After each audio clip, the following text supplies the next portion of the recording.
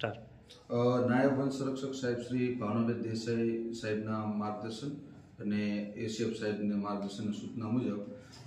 અમો દ્વારા કાલે 8 તારીખે જે ભૂતનાથ વિસ્તારની અંદર નીલગાય ઝાડમાં ફસાવાથી મૃત્યુ પામેલ હતી, જેવી અમારા ફોરેસ્ટને જાણ થતાં ત્યાં અમે સ્થળ તપાસ કરી અને વધુમાં તપાસ કરતાં ત્યાં જે ભૂંડ પકડવાની જે ટોળકી છે એમના દ્વારા આ જાળ બિછાવવામાં આવી હતી, જેમાં નીલગાય ફસાઈને મૃત્યુ પામેલ છે એવું જણાય આવ્યું. જેના પ્રાથમિક તારણથી તેઓને અમે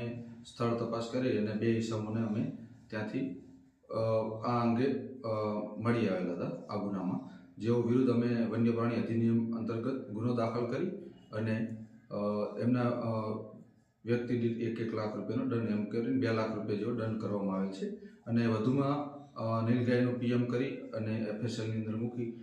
નીલગાયનું હકીકતમાં શું કારણે મૃત્યુ પામેલ છે તેની વધુ તપાસ અર્થે મોકલી આપવાની કાર્યવાહી હાથ ધરી છે.